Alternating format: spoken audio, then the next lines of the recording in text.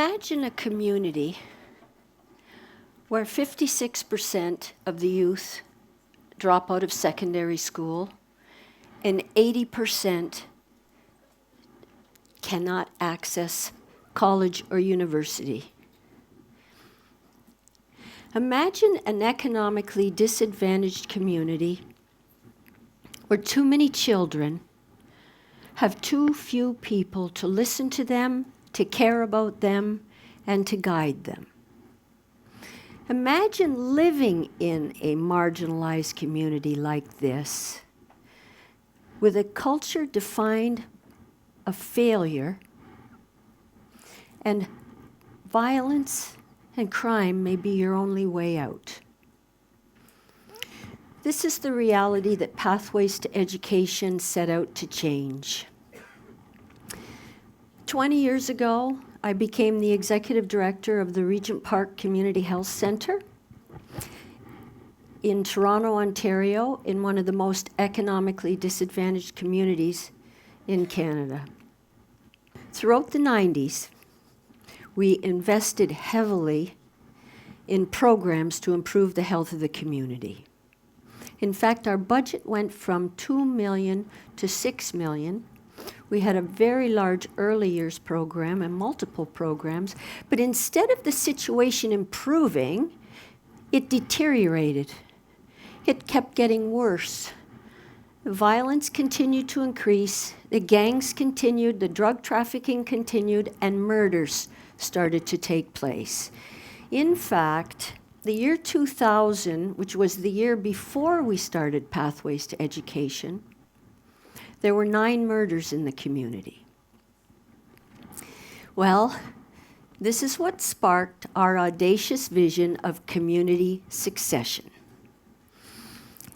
And community succession meant that the young people growing up in Regent Park would become the future doctors, nurses, social worker, executive director, etc., of the health center. We had no idea how to make this vision come to reality, but we wanted to bring it to reality because we wanted to give our youth the same life chances that all other youth had.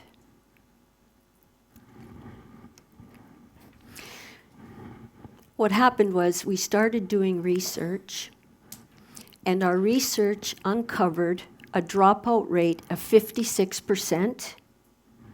And for the children of immigrants and single parents, it was over 70%. Now, when I heard this news, it was a huge turning point for me. I understood immediately why the youth were dying. I knew the situation had to change, and I wanted to be part of the solution. In just 5 years, Pathways to Education took the dropout rate from 56% to 13%, and post-secondary attendance increased from 20% to 83%. Today, the program has been replicated in 12 other similar communities across Canada. So there are 13 programs from Halifax to Winnipeg with over 5,000 students, and post-secondary education results show a 300% increase in students going to college and university. So what are the success factors? Well, there are many, but I'm going to focus on 3. The first is you need to start out with a vision and then engage the community in the vision. Engage the community in owning the vision, in identifying the obstacles to the vision, and in creating the solution. A top-down approach focusing on reforming teachers and schools is not enough. In fact, we've been doing that for over 30 years, and we're really not getting any change in outcome for the lowest income students Socioeconomic factor is the most robust indicator of educational outcome. Our success came from listening to what the students and the parents told us were the obstacles to academic achievement. Namely, they were poverty, lack of academic support, lack of social support, and living within a culture of failure. We designed the program to overcome those obstacles. In other words, we shifted our lens from a focus on schools to a focus on the community supports to deal with community-based risk factors. And that's how we got the results that we got.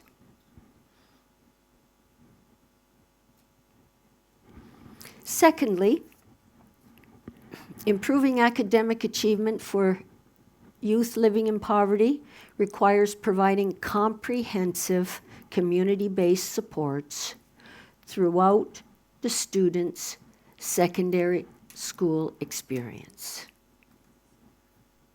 It's not a one-time event. This involved creating a space for the youth to go after school where there would be volunteers to help them with tutoring, with their studies, to help them understand their educational options and get advice on career options.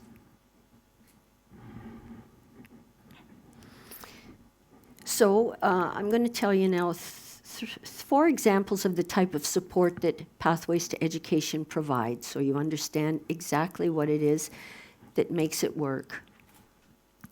Volunteer tutoring. So tutoring is provided by volunteers 4 nights a week in the community, in their local community.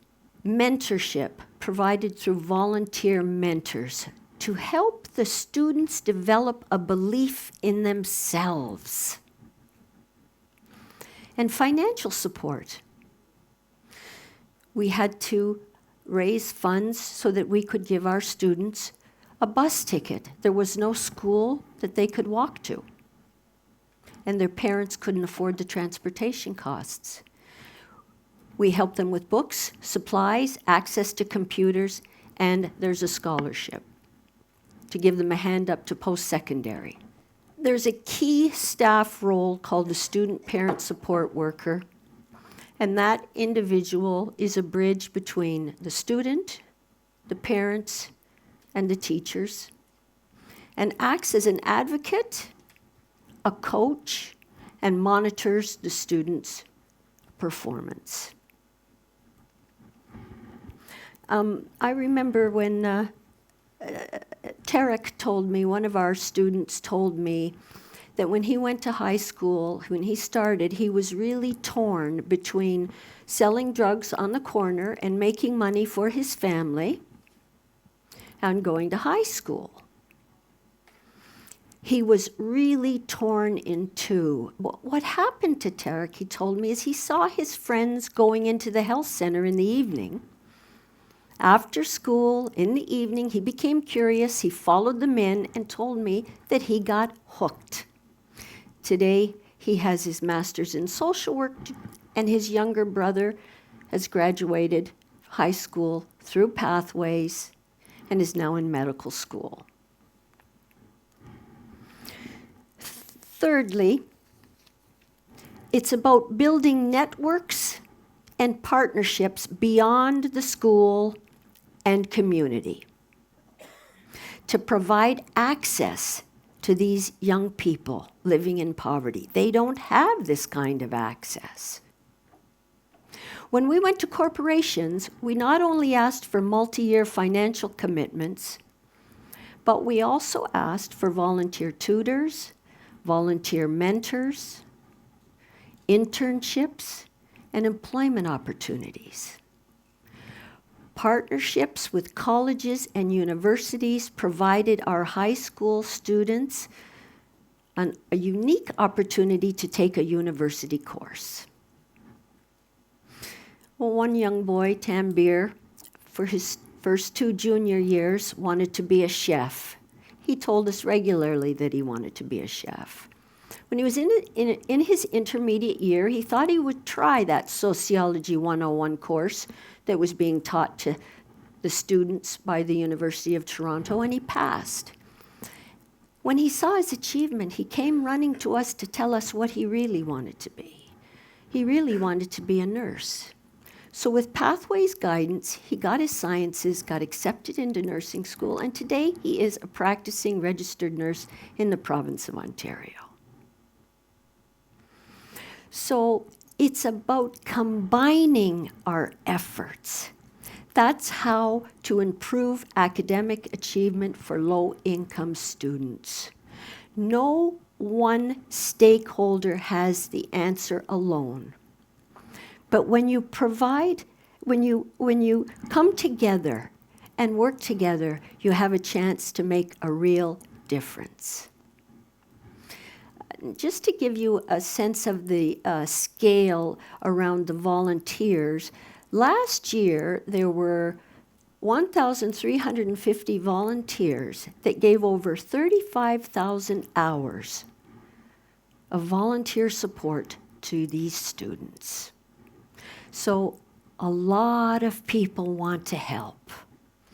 They just don't have a way to do it. There isn't a structure. And Pathways to Education gave them that structure. And together we've made a difference. Thank you very much.